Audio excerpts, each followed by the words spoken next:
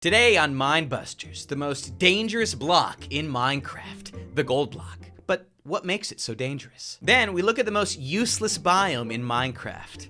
Why do I have a feeling it's going to be the desert? Lastly, which flower is the rarest? Could it be the blue orchid? And why is that important for you to know? Today, we dive into all three of those questions. Alright, so, is gold the most dangerous block in Minecraft? Well, we're gonna find out today. First, we're gonna compare the risk in finding gold compared to other ores. Let's first look at coal. It's found all over the overworld. Generally, you don't even need to go inside of a cave to locate it, so I'd say it's pretty safe if you ask me. And then when it comes to making a coal ore block, well, simple enough. Similar story for iron ore. While a little bit more dangerous than coal, as you'll typically need to go inside cave systems to find it, you can still find it at the surface level of Minecraft's plains, fields, etc. So I would say it's not too, right as an Enderman walks by, not terribly dangerous, though there may be some if you venture too far into the caves, as you can see right here. Okay, but what about emerald? Well, emeralds are actually pretty safe if you happen to find an iron golem nearby in the villages that you encounter, because if you didn't know, you can actually get emeralds from a few different places. Namely, you can get them from trading villagers. They'll from time to time give you emeralds for your trades. You can also find emeralds inside chests that are located in villages. And hey, you even can kill certain mobs such as vindicators, evokers, etc. to get emeralds. And you can also find emeralds in extreme hills mountain biomes, though they're fairly dangerous because you can also from time to time run into an infested stone which has silverfish inside, so be careful. Now, diamonds are actually pretty dangerous. They're found deep within the cave systems. Usually there's mobs all over the place protecting them, or at least nearby them. And from time to time, if you mine diamond, you may have a hot treat waiting right behind the ore. So you'll want to make sure that you've got your anti-fire potions. What are they called again? Fire resistance potions? Handy. Okay, so now gold, the block in question. It's found deep in the ground where dangerous mobs spawn, but unlike diamonds, gold is not typically as close to lava. And since lava is a light source, no more light means no more mob spawning. Unless you've got some torches, gold can be fairly dangerous to find, whether you're in a mine shaft or just seeing it in the wall when you're venturing through cave systems. Allow me to explain. Well, you can see right here. Oh gosh, very dangerous. But as of the new Nether update, gold is now even more dangerous in a completely different way. We're here in the Nether, and if you didn't know, you can actually run into mobs turning hostile by you simply trying to mine gold blocks. They come in the form of the new piglin mob. These guys are found located throughout the entire Nether, and if you didn't realize, the moment you try and mine a gold block around them, they will turn quite nasty. Oh my gosh, bad idea. Not to mention the overabundance of lava found within the Nether, so pretty dangerous compared to the other ores. But are gold blocks the cheapest? Now that we compared the risk, how common is each ore? How many times will you have to present risk in your adventure in order to get the gold ore? Well, we start with coal. Coal's pretty common. It attempts to generate 20 times per chunk, and it comes in veins of 1 to 17. It's a lot of coal. Coal can also be found in various chests located throughout Minecraft, and if you don't want to bother with coal at all, you can always use charcoal as a nice substitute by using wood to cook wood. Now, iron's a bit rare. It does also attempt to generate 20 times per chunk, but it only comes in veins of 1 through 14 instead of 17, so it is slightly less rare compared to coal. And on top of being found inside of chests, you can also get iron ingots when you kill zombies as well as iron golems. Now, outside of villages, emeralds are exceedingly rare to find. They'll only attempt to generate 11 times per chunk in vein sizes of 1, and more importantly, only in mountain/extreme hills biomes. But it makes up for that in other ways to obtain it, such as what we highlighted before, where you can find them from villages, you can trade for them with villagers, and from time to time you'll actually see that foxes can spawn in with emeralds in their mouths, as well as the fact that you can kill various mobs in the woodland mansion such as vindicators, evokers, and etc. for your emeralds. Diamonds are rare as well, attempting to generate once per chunk, but they'll come in veins of 0 through 8, and so as you can see, they are way more common compared to emeralds, and of course you can find these in chests as well. Now, gold is a special situation. It'll try to generate 2 times per chunk in veins of 1 through 9, so less often in the veins compared to some of the other block ore options, but in Badlands it will attempt to generate 20 times Yes, way more often if you're in the Badlands biome. And not only can you find gold ore in chests, but you can also find gold in 2 different dimensions. It's one of the only ores, in fact, it is the only ore that you can find in 2 different dimensions, at least spawning in naturally. It comes in the form of these gold nugget netherrack, and of course the gilded blackstone that you can find in Bastion Remnants, although these will drop you gold nuggets instead of ingots. So as a result, they're more common, which means there's more risk involved in collecting them. But exactly how valuable are these gold blocks? What can you really use them for compared to the other ores? Well, you know, they may be common, they may be dangerous, but truth be told, how do they stand? Well, coal blocks are a good way of storing all your extra coal, so you can go ahead and place a 3x3 fill to get your coal block, but you can also use the coal block to smelt 80 different amounts of items. That's right, you will get this full stack and 16 more with one single coal block.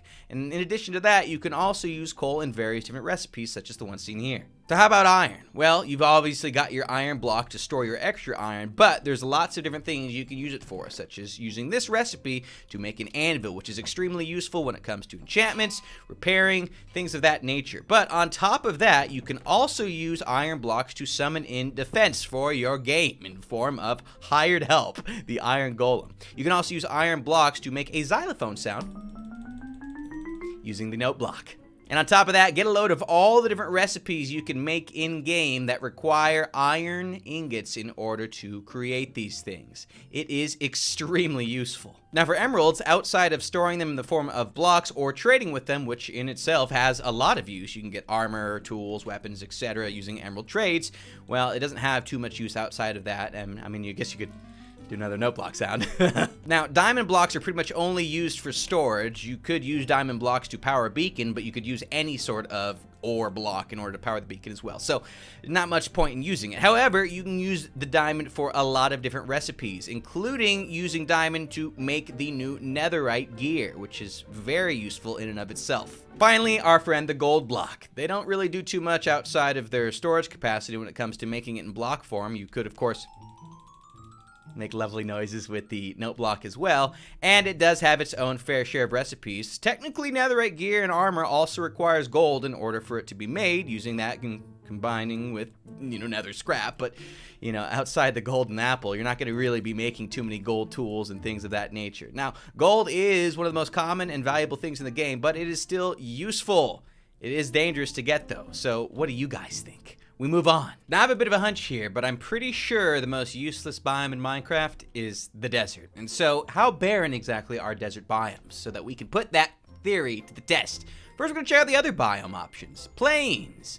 Plains have one sub-biome, the sunflower plains. Now, here are all the different blocks that you can find within the plains biome itself, from logs, grass, leaves, grass items, not blocks. Of course, you can find beehives, which means you can find bees as well, and a numerous and plethora of different types of flowers, and of course water. And on top of that, these are the different passive mobs you'll be able to find in game: sheep, pigs, chickens, cows, horses, donkeys, bees. And if you want to check out the spawn chances of all of these mobs appearing, well, you can pause your video right now. In terms of structure spawns, you can find villages and illager outposts inside the plains. We also have the taiga with 2 sub-biomes, hills and mountains. These are different blocks you can find within as well. Similar to the plains, you've got your wood, grass, leaves, various foliage, water, of course.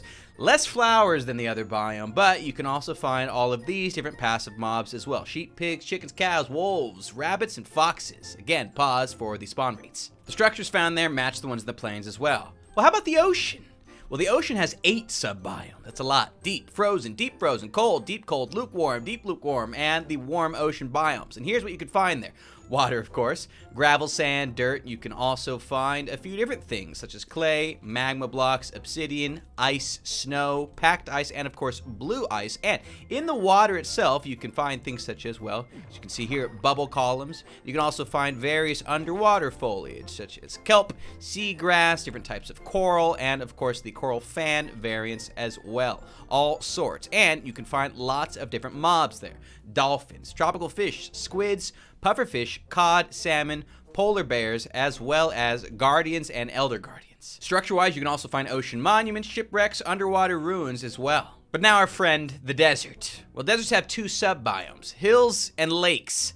Lakes in the desert? Huh. Anyways, these are different blocks you can find: sand, sandstone, dead bushes, cactus, sometimes sugarcane, and even more rarely, water. So pretty barren to begin with. There are not many block types found in this biome, and this is the list of passive mobs you can find within the biome itself.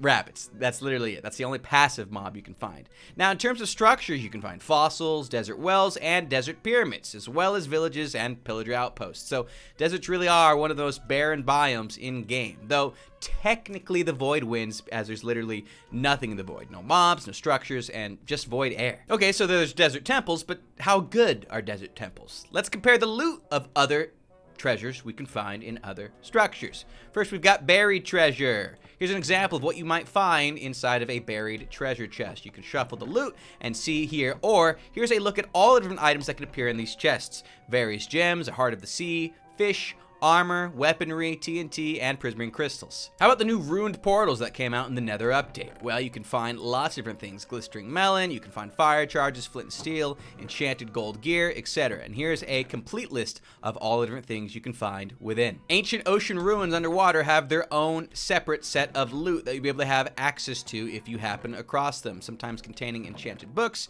enchanted fishing rods, or anything you can see right here. Shipwrecks have a whole mess of things. Paper, feathers, enchanted gear, vegetables, everyone's favorite. And of course, the treasure chests themselves can get quite insane with respect to what you can find. There is a whole mess of things to explore when you happen across a different shipwreck. Here's an example of all the different things you can find. We of course have igloos, fruit, zombie flesh, wheat, things of that nature. Sometimes you can find some special gems and golden apples. Jungle temples have their own separate set of loot tables. Man, that was an awful set of loot that we got on that last one. That was kind of insane. Here's all the different things you can get. Here's an example of a pillager outpost loot table that you might be able to find. Ooh, enchanted books, yes please. And of course, desert pyramids, our friend right over there. Here's an example of what you might find in a loot table. Sand, gunpowder, zombie flesh, string, spider eyes. From time to time, you might get something decent, such as some gems or a rare enchanted golden apple.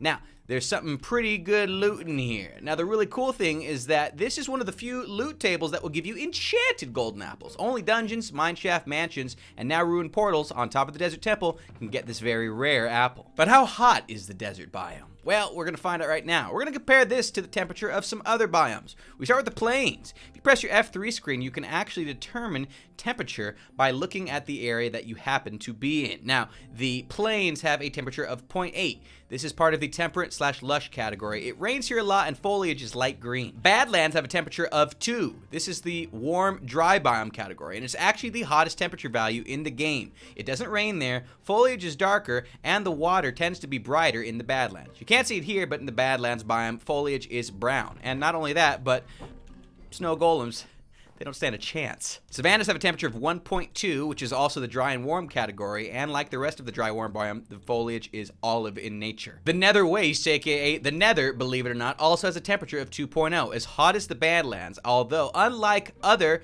dry and warm biomes, water cannot normally be placed there. It instantly disappears the moment you try and put it down in the Nether. Now, deserts. They too have a temperature of 2.0, which means they are as hot as the Nether and the Badlands. It does not rain here, the foliage is olive as you can see, and snow golems will continue to melt as well. Sorry buddy, it's nothing personal. But there is still water in the desert, which means you can place it there. So in conclusion, other than the void, the desert's one of the most barren biomes in the game, and by and large, fairly useless. Desert temples are actually a pretty good loot source, but it is one of the only tables where you'll be able to find golden apples and rotten zombie flesh in the same breath. And technically speaking, the desert is as hot as the Nether, so barren indeed. But now we make our way to our final question. Oh, y'all ready for this one? What is the rarest flower found within Minecraft? Well, is it the blue orchid? I guess we're gonna find out right now. We're gonna compare the flowers in groups. First, we've got dandelions and poppies. These are those two flowers right there. They can be found in pretty much any biome except the Nether. They also don't spawn naturally in the following biomes: swamp, Badlands, or mushroom fields. Next, we've got azure bluets, oxeye daisies, cornflowers, and tulips. These flowers can generate in a bunch of biomes, except for swamps, forests, birch and dark forest as well, badlands, mushroom fields, and of course the nether. So they're a bit rarer than dandelions and poppies. Now the allium can only spawn in the flower forest. The flower forest, however, is a common enough biome, so you should see this thing from time to time, at least compared to other flowers that we're going to get to, such as right over here. We've got lilacs, rose bushes, and peonies. They can only spawn upon generation in these biomes. Now, they can be found in forests, birch and dark, flower forests, but these biomes are fairly common. Now, what do we mean by on-world generation? Well, some flowers spawn in naturally, while others only appear the first time a biome generates. And you can check the wiki for more information on that factor. Sunflowers, well, these guys can only spawn on generation in sunflower plains, but it is a fairly common sub-biome of the plains, and there are oftentimes tons of sunflowers that spawn there once you find it. The lily of the valley, like alliums, can only generate in the flower forest, but they also appear in some forest biomes on world generation. Our dear friend, the wither rose. Now, this can't spawn in any biome at all. In fact, it'll only appear when a wither kills a mob, so it's very rare, but kind of an exception to this rule that we're talking about when it comes to flowers. So once the wither finishes its animation and explodes all over the place, assuming it doesn't kill every single one of... Yep, it sure did. It will begin to attack other nearby mobs, and upon killing these mobs, they will in fact drop... Get out of my way. Wither... Oh my gosh, the pigs! See, check it out. Kills mob, wither rose. You can actually see them appearing on the ground right here. Oh boy. I'm stuck. Somebody help me, please! You could technically set up a mob farm that allows you to cultivate a lot of wither roses. So I would say, in theory, it doesn't have to be that rare. Finally, the blue orchids. Now, these can only be found in the swamp biome, which is why we're here. Swamps are a common biome, but not quite as common as things such as flower forests, etc. Now, it is technically as rare as some flowers if you do not account the biome rarity, but it is still one of the rare flowers since it's limited to just one biome. But is it the best source of light blue dye? If you didn't know, you can actually use light blue dye with the blue orchid, crushing it up to get that special dye. Light blue dye is made of blue and white dye, right? Well, okay, we can obtain blue dye. There's two ways of doing it. Cornflowers is one way of getting blue dye. You place it in your crafting bench, you get some blue dye, just like that. Now, as discussed earlier, they're a bit rarer than dandelions and poppies, but still fairly common. Now, method 2 would be getting labellalia, which you can find inside of caves, as well as get from trading and chests. Placing this inside your crafting will also get you a source of blue dye. Now, cornflower is the best option for blue dye because it is certainly the most common, at least compared to labellalia. Now, there's two ways of getting white dye. One is finding a lily of the valley flower, which can only be found in sunflower forests and on generation in other types of forests. You can crush that up to get white dye. And you can also use bone meal, which you can get from crafting bones, from fish, from trading, or by simply filling up a composter with various different types of foliage that you can find in-game. Filling this composter up will give you the option to collect bone meal in that form. As you can see, we just got some right there. So there's easy ways of getting it, but you are near a sunflower forest, the lily of the valley is the best option. From there, you can combine these to get your light blue dye. And of course, there's using the blue orchids in question. For the other methods, you have to craft twice. Even if you find those two flowers, you do need to convert them into dyes to mix. With the blue orchid, you can do it on one single craft. That's right, blue orchids will instantly give you light blue dye. Something to keep in mind, but it all depends on if you're near a swamp. Now, from a different use perspective, how good are blue orchids? Besides blue dye, what else are they good for? Well, you can use them in suspicious stew, which you can get when you get a lovely mushroom cow and milk it of its suspicious stew type. Well, depending on what flower you feed the mushroom before milking it of its stew, you'll get different effects. By having allium in your stew, you'll be given a brief amount of fire resistance. Azure bluettes will give you blindness. Cornflower will give you a brief amount of jump boost. Lily of the valley will poison you. Oxeye daisy will give you regeneration, so that's a quite useful one. Poppies will give you night vision, which could be quite useful. Tulips will give you weakness, so not of particular use. The wither rose, if you didn't guess, would give you wither. And blue orchids and dandelions will give you saturation. So blue orchids are useful in the fact that they will fill up your hunger bar extremely quickly. Allow me to demonstrate. Our hunger bar is empty, and we're going to eat one suspicious stew the moment we lose out on this hunger. So check this out. Eating this stew will fill up our saturation almost entirely full instantly. Pretty useful. Not bad for such a rare flower. But hey guys, that's gonna do it for today's Minebusters. Let us know what other subjects or questions you want answered in the next episode, and if you haven't subscribed yet, make sure you do so. Thanks for leaving a like as well. We'll see you later.